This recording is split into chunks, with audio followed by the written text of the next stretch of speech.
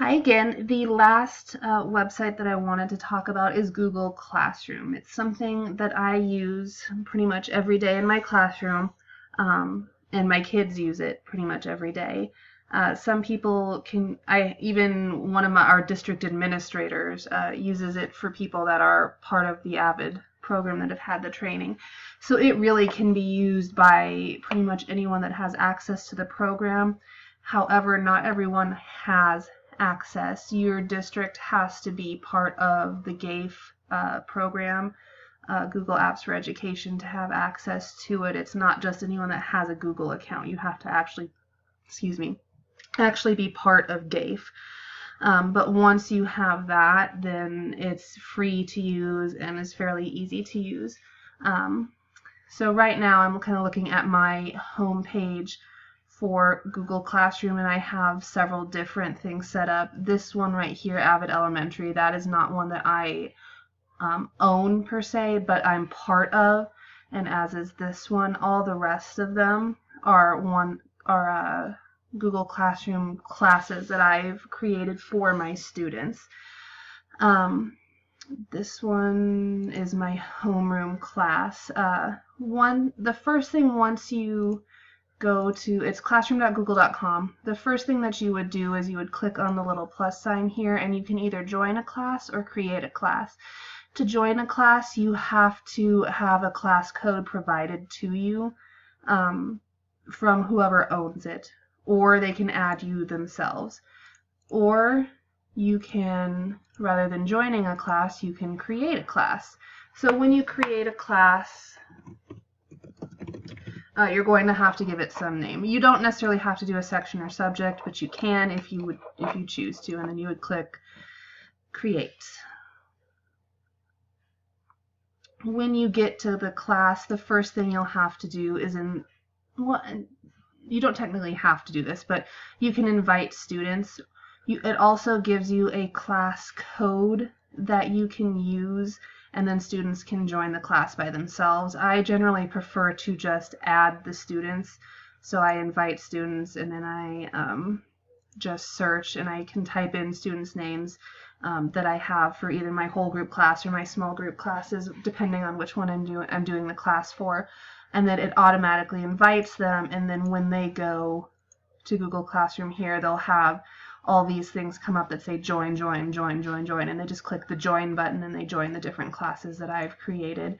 I prefer that with the younger kiddos. Older kiddos, maybe you don't have to worry about them actually typing this in correctly, but for me it's kind of a headache, so I just go ahead and invite them myself. You can also, once you have classes created, you can email their parents or their guardians if they have those provided in information to the schools.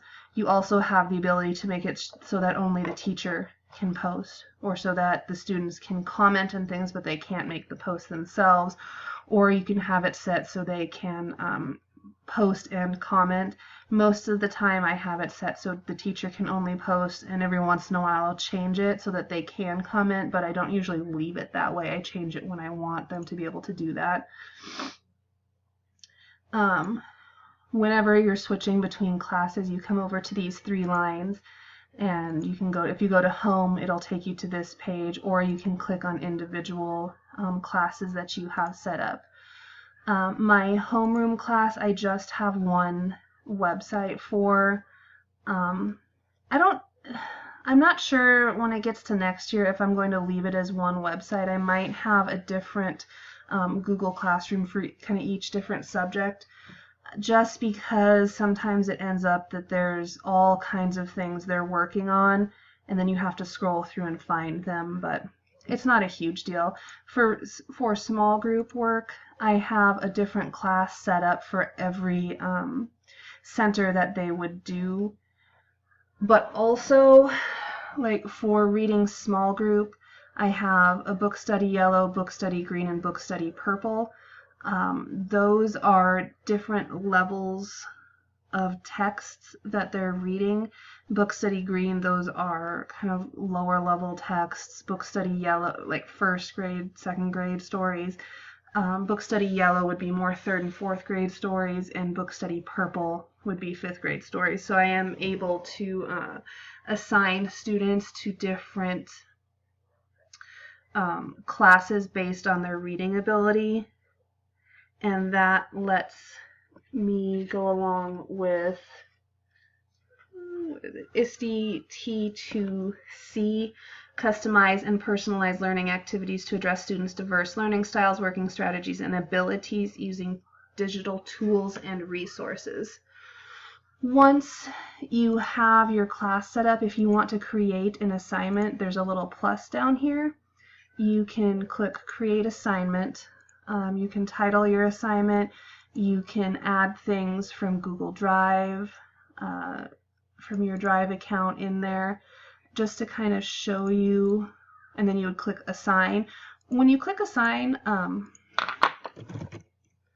you have the option to, oops, that's not what I wanted to do, but you have the option to, rather than just assign it, to set a date for it to show up. So you don't have to assign it right when you make it. To show you kind of what it looks like, let's go to Reading Small Group Listening. So there's different tasks that they have. I have things that they can just read, like this. These two are both set up so they can just read them. They can't edit them.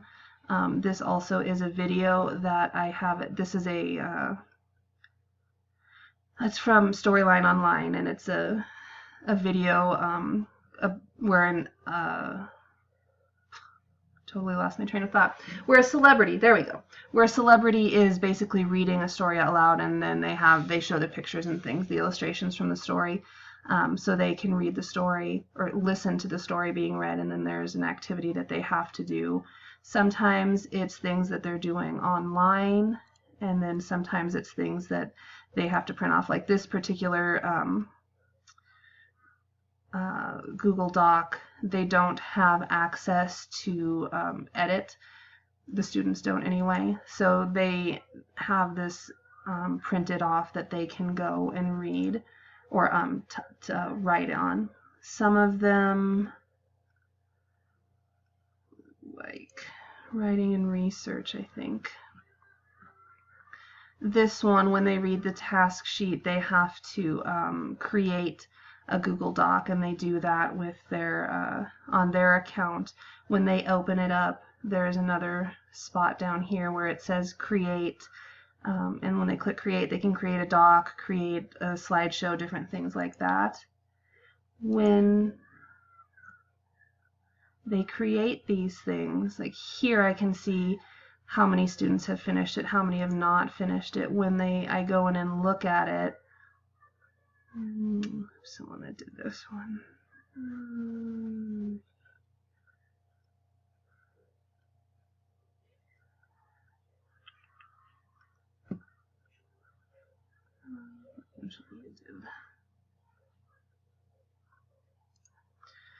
So this particular assignment, they had to they wrote a fractured fairy tale, and then they had to choose some way to kind of retell the story, and this girl did Little Mean Riding Hood, and she did it with a slideshow and added pictures and things. So sometimes there's even things that they create that aren't just them doing a worksheet or just writing the story. They have to do something on top of that, and that goes along with ISTE T2D, provides students with multiple and varied formative and summative assessments aligned with content and technology standards, and use resulting data to inform learning and teaching. Some of my kids did the slideshow. Some of them, there were a couple that didn't do a slideshow but chose to do a Powtoon instead.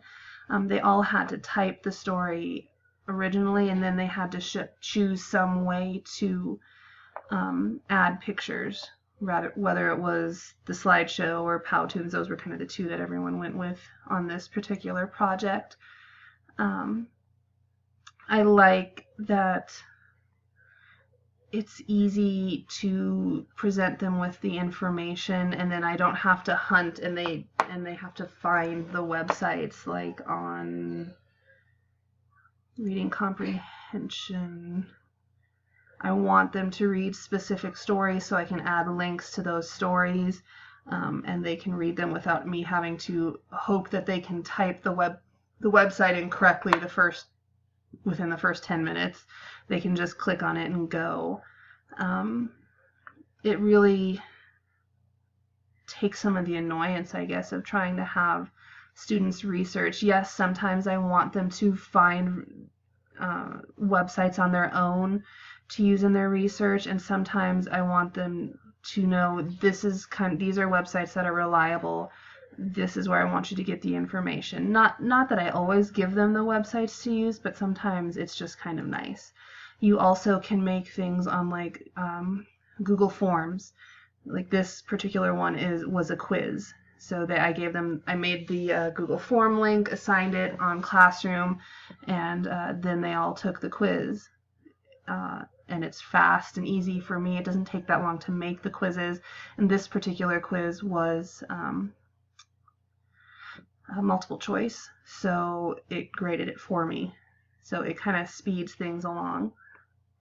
I would recommend, I think, kind of making different classes for different subjects, especially if you are like a high school teacher where you have different sections of maybe the same class, or even different classes that you teach throughout the day, just to kind of help keep it more organized. My kiddos have gotten really used to, okay, they've finished writing research, so they're going to go and do book study or listening, and they just kind of click on this and go to whatever they need to use. But it's easier than trying to find the right task within. If I had it all together, then they'd have to hunt and find writing task 3, where here it's just right here. You also can, like, everyone has finished this task, so I'm actually going to delete it and get rid of it from Google Classroom because they've already done it and it's already been graded, so I don't even need it there taking up space anymore. You do have the option to send notes to send emails to parents about progress if the students have email addresses that the parents have submitted to the school district, assuming that you are, again, a GAFE school. I know not everyone uses Google Classroom. I know there's other things that people use, but for me it's been really easy to use and takes some of the stress out of trying to have kids go to different technology things, because I can just provide them the link and then they can just click on it. So if you're building your district is a GAFE district, I would recommend at least giving it a try. And if you're not, you might want to try to see if you can talk your district into using it. Good luck!